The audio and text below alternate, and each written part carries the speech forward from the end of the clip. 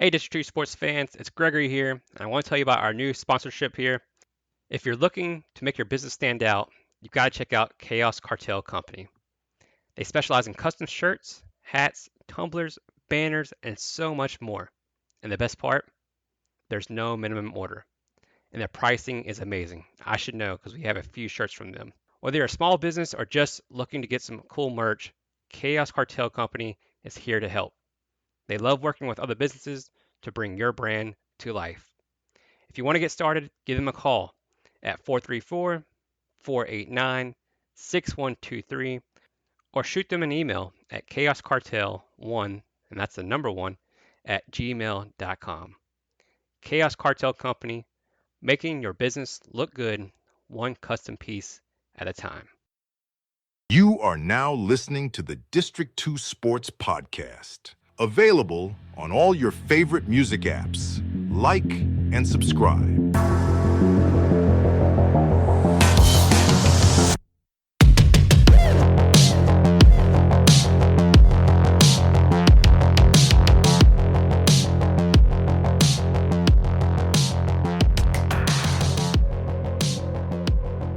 All right, so District 2 Sports Podcast, we're back with another exciting episode.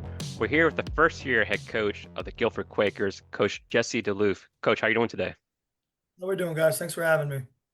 Now, Coach, we do appreciate it. I know this is probably a busy time for you with the transition from Pitt Bradford to Guilford, but I like to give my fans or our fans a little bit of a background check on yourself. So I know you played college ball at Bradford as well, but how did you get into the game of basketball and where did you grow up at? Yeah, so I'm originally from central Pennsylvania, like just right outside of State College, obviously where Penn State is. Grew up on a horse farm, 300-acre horse farm.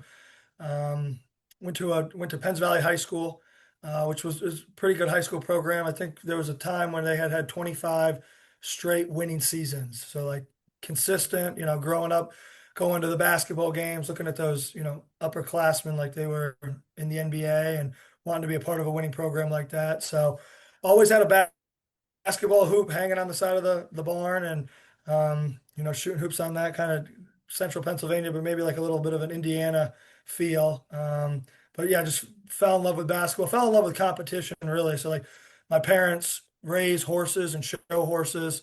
So, their background, there's, winning and losing and you got to win. That helps with the income and their business and that type of thing. So like grew up in a competitive household. And that's what I really liked. Like, it didn't matter what sport it was growing up, but just gravitated towards basketball, I think because of the program at Pitt Bradford.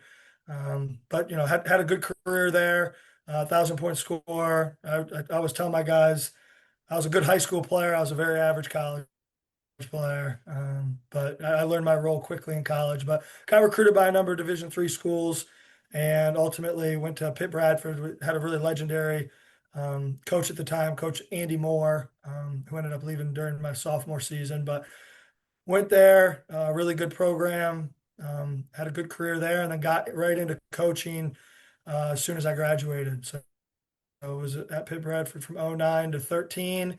And then immediately after graduating, the head coach then that I played for 2 years, it was actually Britt Moore, no relation to Andy Moore who recruited me there. But, I was looking for some jobs, knew I wanted to get into coaching.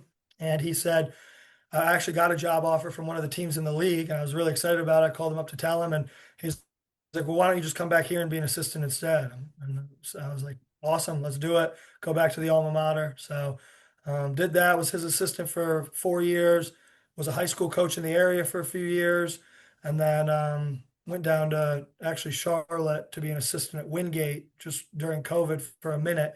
Never even stepped foot on campus. Was just down there waiting.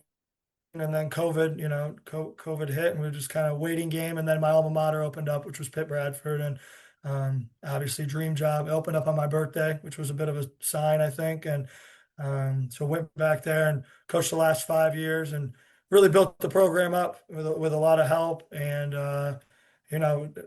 had a good enough season last year where had this opportunity at Guilford and it was a no-brainer. So that's kind of how we got to here.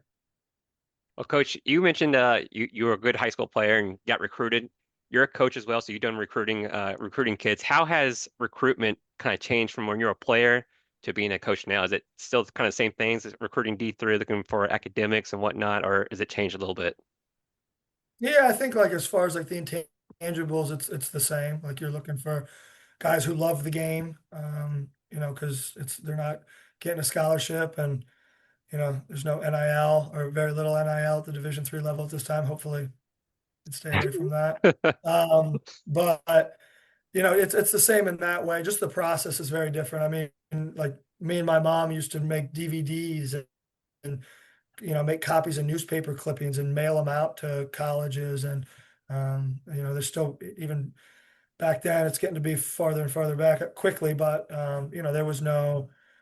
I wasn't posting highlights on Twitter and stuff like that. It was still like burning DVDs and things. So still prospect camps. Like we're having a prospect camp in August. Like that. That's how I got noticed at a few colleges in the region, was prospect camps and things like that. So it's probably more similar than different. But the technology piece has made it. There's no hidden gems. Everyone's film is very accessible. I came into the office this morning, I had 20 emails of, prospective student athletes that are, hey, watch my film, which is nice. And makes things easier, probably makes it more competitive as far as like looking for high character, high academic team first guys. Cause it's not just within 100-mile radius. Everyone's accessible now. Yeah, I was looking at your roster there at Pitt Bradford, and it seems like a lot of D3 schools will kind of regionalize their recruiting, but it seems like you recruited all over the U.S. I mean, you got kids from Texas on there. I mean, just about every other state. So, do you have these like previous relationships built already, or are you just kind of getting film from all over the place and kind of looking at them and taking them in? Yeah, I developed some junior college connections whenever I was at Pitt Bradford. I mean, Bradford's just so rural that there really isn't a whole lot of local. I mean, you have Erie, you have Pittsburgh, you have Mhm. Cleveland, you have Philly, which we obviously hit those, but there was really no difference. But once you got out, you know, 3 hours away, you might as well have been 12 hours away, because they were going to have to fly into Buffalo Airport and kind of be there for the year. So, there were certain transfer scholarships and stuff at Pitt Bradford that lended us more to junior colleges, and went that route and had a lot of success with it. Guilford's obviously a very different situation than that. Um, I'm not saying we'll never have a Texas or Oklahoma kid on the roster, but that's not really the route we need to go here. Being in the ODAC, being in Greensboro, I mean, so like some of my guys that were on roster at Pitt Bradford from Philadelphia, I was telling someone the other day, it'd be easier for them to get to Guilford, uh, Guilford, and Greensboro than it was for them to get to Bradford. Corner to corner of the state. It was a 6-hour drive. They'd have a direct flight from Philadelphia Airport to the airport down here, which is 5 minutes away. So yeah, the distance is makes things a little different. Coach, I'll go ahead and throw my 2 cents worth in a little bit. Me and my youngest son, Devin, got a chance to see you guys play, in that first and second round up at Hampton Sydney. So I saw what a offense can put points on the board, no doubt. But I was sitting here looking at your roster, like you said, and you mentioned Guilford and you mentioned Pitt Bradford being your dream job. What went into your decision to move? And I noticed that you have about 11 kids that could have come back for this year. What kind of meeting was it with them before you took off? What kind of meeting with my guys at Bradford, you're saying? Yes, yes, sir. Yeah. Um, yeah, honestly, like, so it got out on Twitter a little bit like the basketball world does, right? Like it's just, the hoops guru and the hoop dirt, or whatever. So I saw it on Twitter and didn't think a whole lot of it. And then a guy we were recruiting to Pitt Bradford reached out to me. I said, well, if he saw it, there's a chance that my guys have seen it. And it was really important to me that my guys at Pitt Bradford heard it from me first. So I kind of not went panic mode, but started just, well, I need to get a hold of these guys. So we were going to do a Zoom later in the week, but instead I started calling guys individually and just wanted them to hear it from me. And it was like, looking back on that, it was like still pretty heartfelt. Like they were, I'm calling them to say, this is an awesome opportunity. I couldn't be happier. I don't have this opportunity without you. Like that's the truth. Like if we didn't have the year we had, I'm not in the mix to get a job like Guilford. And that all my guys, whenever I call them, were just like so happy for me. Like they weren't asking like, hey, who's the next coach going to be? You know, I was trying to get into that with them and be like, Pitt Bradford's going to hire someone good soon, and stay here, finish your degree. And they're like, oh, coach, we're not worried about that. Like that's awesome for you. That's great. They're looking up Guilford College, and so like looking, it was just like really, really heartfelt that they were just happy for their head coach to get an opportunity like that. So yeah, I mean that final meeting was all individual calls. Honestly, we were going to do a Zoom, but didn't have the opportunity to. But um, yeah, we had an awesome year, and there was a few schools that I was going to apply to, Guilford being one. And after having the Zoom and the on campus, I thought I'd have a really good chance at it. And I knew as soon, if I was fortunate enough to get that phone call from our AD here, Bill, I knew I was going to accept on the phone. Like it was no brainer. I was going to accept right then and there. And I don't think he barely got the offer out. And I was like, yep, I'm on board. When can I start? When can I get down there? So yeah.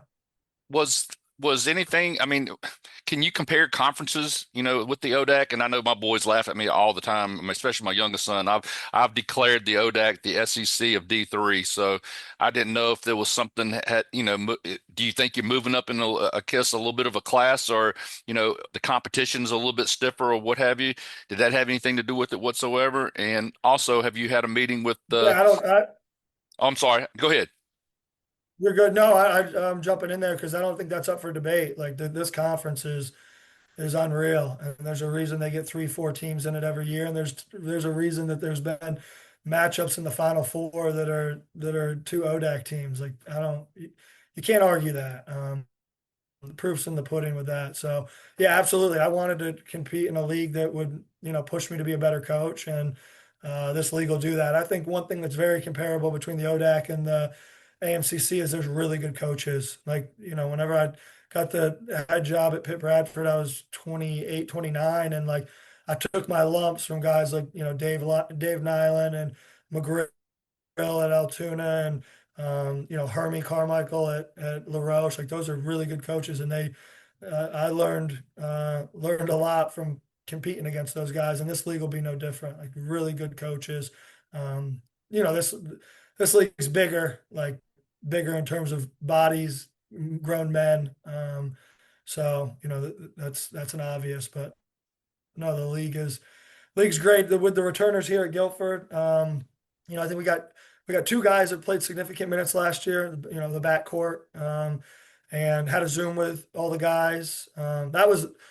That was nice. So there was like a period where I had told my guys at Pitt Bradford that I was coming to Guilford, but there was still like the onboarding process, the background check, that type of thing. So I wasn't able to reach out to the Guilford guys, and I didn't realize how that would feel. Like I had a team, since since I was a little kid, and like there was a period of time where like I didn't feel like I was a part of a team. I didn't have my guys. We didn't have our group text going, being assistant or whatever. I'd been a head coach for the last 8 years, and it was a really weird like week where I was like, I need to reach out to these guys at Guilford. I want to get on a Zoom. I want to get our group text going. I wasn't part of. I was like a lone wolf, and I didn't like it. So got to have a Zoom with those guys, and they were really impressive when I was on campus too. Like I got to meet with a number of them when I did my on-campus interview, and I was really impressed with like just the way they carried themselves. So, they were prepared for our meeting. That was impressive too. So, as far as our roster right now, not a lot of returning minutes, but really talented players. Like, they were really good players on their high school team, just had some upperclassmen in front of them playing, and we're going to compete, and that's how we're going to find out who's going to play. And if, we need guys that want to go out and earn those minutes, not, it's, an upperclassman graduated, it's my turn. No, you go out and earn it, whether you're a senior or you're a freshman. That's who's going to get to play, is the guys that play with a chip and have an edge and go out and take those minutes, because you got to play with an edge if you're going to be playing in this league. Well, Coach, I'm of course the doom and gloom guy, so let me go ahead and jump into us. And I'm sure you looked at last year's roster at Guilford. you lose Dawson Edwards, which we saw play in the ODAC tournament. That guy was a human bruise. I mean, the guy was on the floor all day long in the championship game, just taking, loose balls. First one to the floor, got the ball and made a big, huge impact in that game. I guess you're losing Luke Proctor, Nick Farrar. I can see you frowning already. I can see the frown in your face, but and then people like, and I talked to Bobby Samples after the championship game at the Salem Civic Center. I don't know if you saw Bobby play or not, but he's one of those guys I consider. I told him I love his game because he was there I consider him a jack of all trades, and he could do anything that Coach Palumbo asked him to do. So, first and foremost, do you have? I know you're gonna miss Butler from last year. That kid could absolutely play basketball for you, and I think he loved your program, and I think he loved your system too. So, do you have somebody that you actually look on this roster for this year that can potentially be in that kind of mold? Yeah, so I mean, those are some names were really good players in the league last year, obviously, and um, you got to reload a little bit, but you need guys to step up too. I mean, Dawson is actually back. Oh, is he? Yeah, Okay, awesome. yeah, he's back. He's doing his graduate program, so he's got a year, so he's back, and I love the motor he plays with. Same thing watching his film. Like he is, playing hard is a skill, and he maxes that skill out. So really glad about having him back. Gabe would be the other one. Gabe Proctor really spaces the floor, can really score it. Really high basketball IQ. Those are two guys that are back that played significant minutes. Like that's the backcourt. I actually went to this Drew League thing the other day because in the evenings I don't got a lot going on right now during the week, so I went and watched Caleb. I call him C10. He, played last year. Went and watched him and Tyler and some guys from like past teams and stuff. Watching them play, it was like, we sure these guys don't have another year eligibility? We sure we can't get them a jersey for next year? But no, they were really good last year, and you can't you know worry about guys that graduated, and you got to develop guys and bring new guys in and get them to play with confidence. And maybe it'll be a little bit of baptism by fire for a few guys, but that's fine. Like we'll work through it together. We'll keep improving. We'll let our guys play with a lot of confidence. I really like the recruiting class that Coach Matthews and Coach Baker brought in, along with Palumbo, obviously. Um, I think the freshman class is good, and we're just going to build off of that and try to get better every day. But teams like Guilford are going to have good guys graduate every year, and you got to have some guys waiting in the wings that have been part of the weight program and been working all summer, and have gotten better from trying to guard Farrar and those guys in practice every day. I did want to back it up for a second, kind of get like about your pedigree there, why you got the job there at Guilford. You took over a Pitt Bradford team that I think had single-digit wins, built them kind of a monster to a 24-4 record just last year. And with your style of play, I mean, you guys are putting up 100 points. I think you average 103 points per game, third in nation steals. You guys won the AMCC championship. You won your first round game against TCNJ, and then kind of fell to Hampton Sydney by just 6 points there at Hampton Sydney. So, how was your outlook on the season this past season and kind of overall your tenure there? Yeah, I think I look at it like big picture more. Like, yeah, I took over a one-win team. They had won 9 games in 3 years before I took over, and it wasn't like a flash in the pan this last year. Like it was a slow build. We won 9 games year one, 12, 14, and then we're 24-4. So it was it wasn't like we got some great transfer and kind of just put it together for year 4. Like it was a gradual increase. Our trajectory was up, overall the whole time. Sure, there was some, step backs and things like that, like there is with any program. But yeah, I'm really proud of like the consistent growth that we had. And that was because we had the right guys in the program, like program first guys, high character.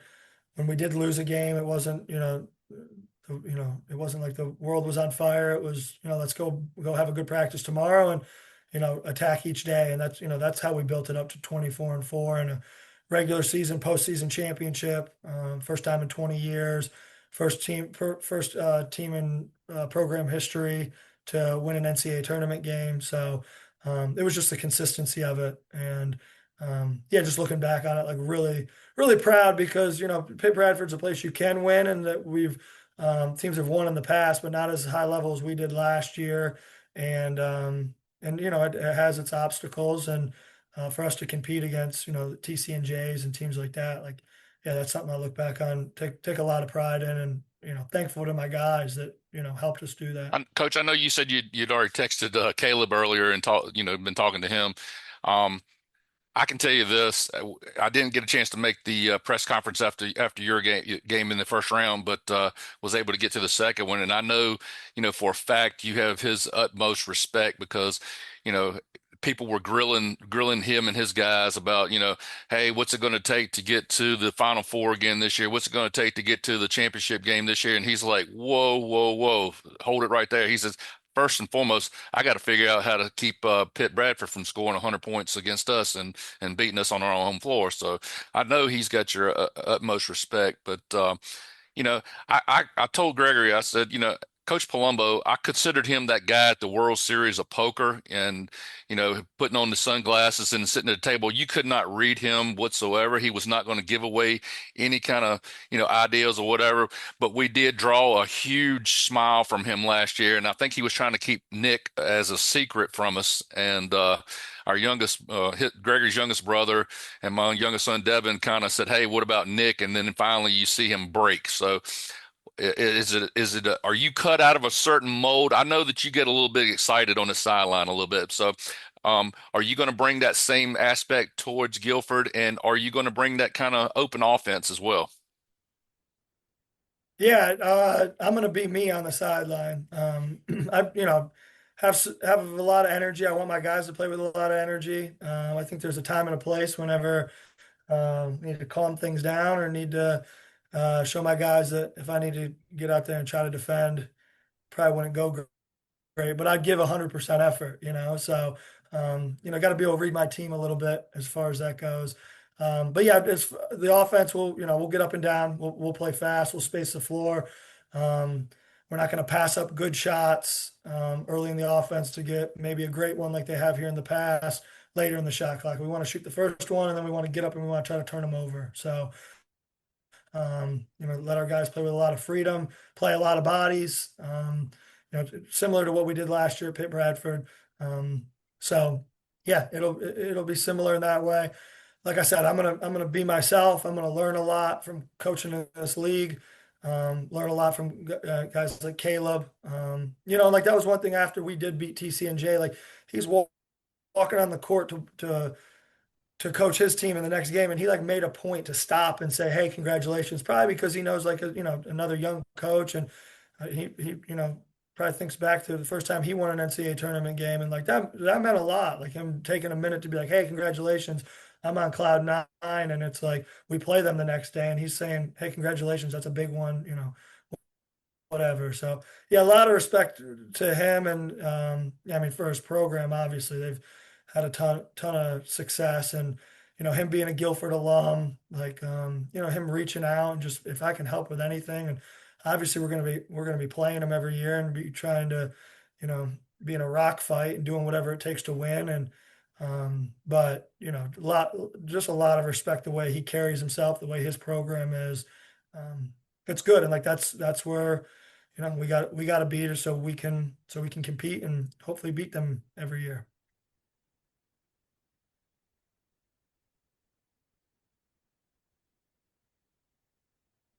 I can't. Can you hear? You're muted, Greg. You're muted. No.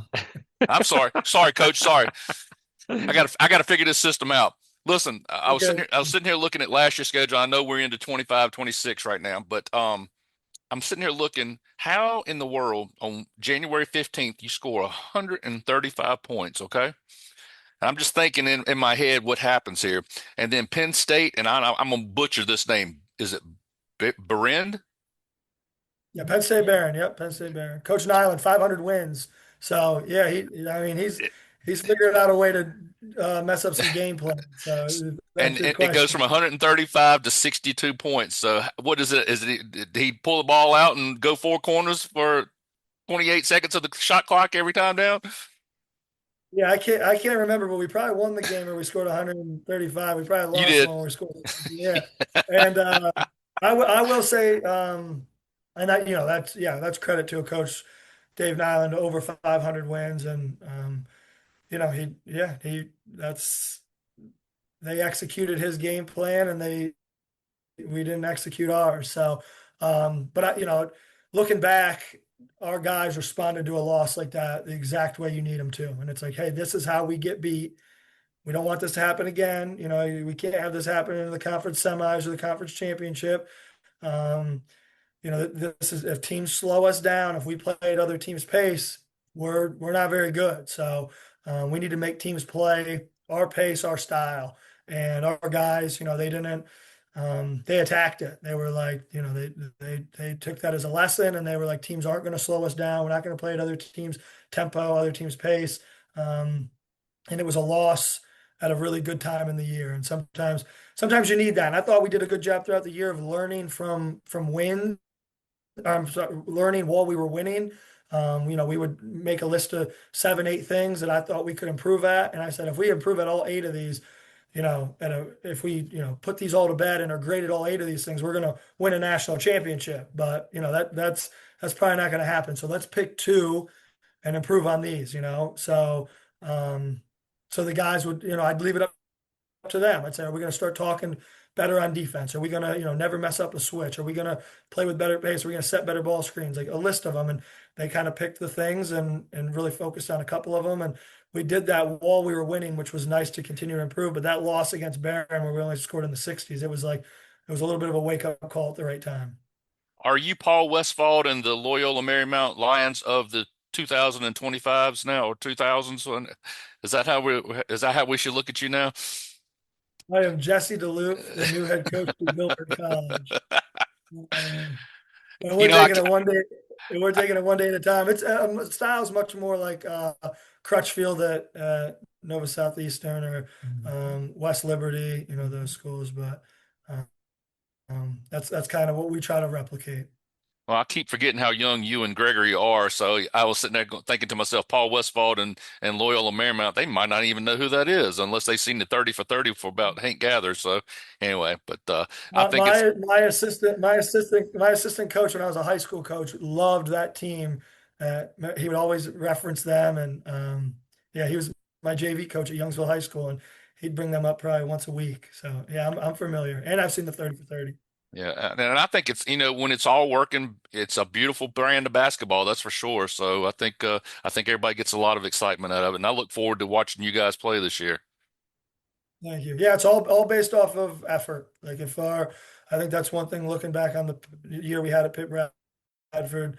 We play really, really hard, and that's every coach. That's the biggest compliment you can get. Like your guys handle themselves off the court the right way, and then when they're on the court, they play really, really hard. And like we'll have to do that here. Like if effort's not at a 10, that style of play doesn't work. So we need guys that play really hard, play with a chip.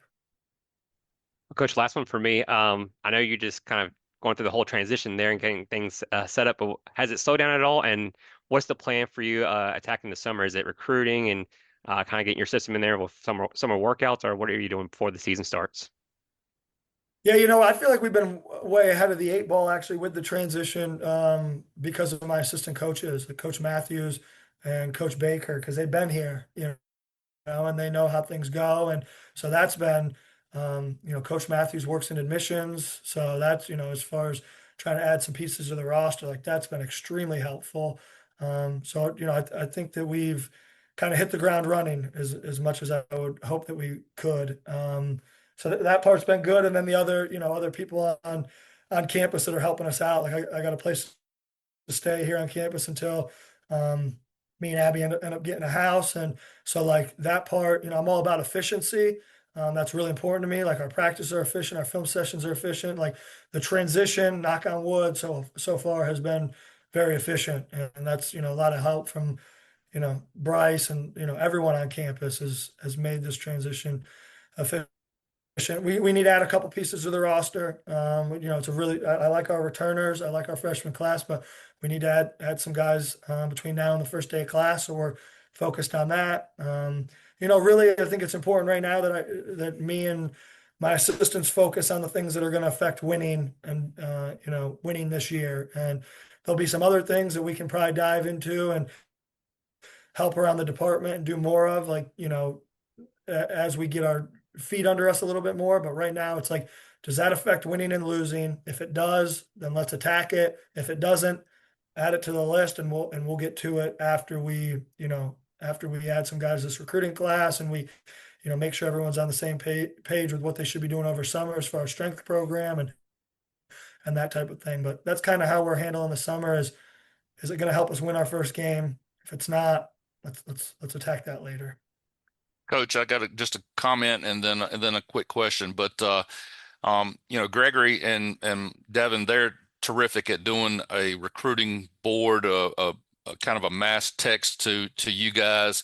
I mean, we try to get out and see as many high school games as we can. So I'm not going to tell you we're the gurus by no means, but we do recognize talent, and I can tell you that this year's class in the ODAC will contain some of the guys that we actually got out and saw and put it on this recruiting board and got to all the coaches. So we'll be more than happy. I mean, if it's somebody, and I know Bryce is back there, if somebody is, unique, can't take a look at, can't get any time in front of, we'll be more than happy to take a look at them for you and give you an opinion if you want it. But the other thing I was going to ask you is, have you gotten any Southern cuisine? Have you gotten any biscuits and gravy, any sweet tea yet? I mean, are you enjoying the Southern cuisine as of yet or not? I mean, I'm sure you had a little bit of sweet tea around Pittsburgh, but I mean, biscuits and gravy and all, hash brown casserole, stuff like that. Well, first off, thank you for being willing to go look at some guys for us. That always helps getting eyes on guys. It's not all about the highlight film. You gotta watch them live. So I appreciate you being willing to help us with that. I can eat. I can eat. I'm an eater. So I gotta explore some more places down here. Gotcha. It's been pretty much in the office as much as possible, and then run over to Chipotle, Chick-fil-A, walking distance from campus. That's a little recruiting tool.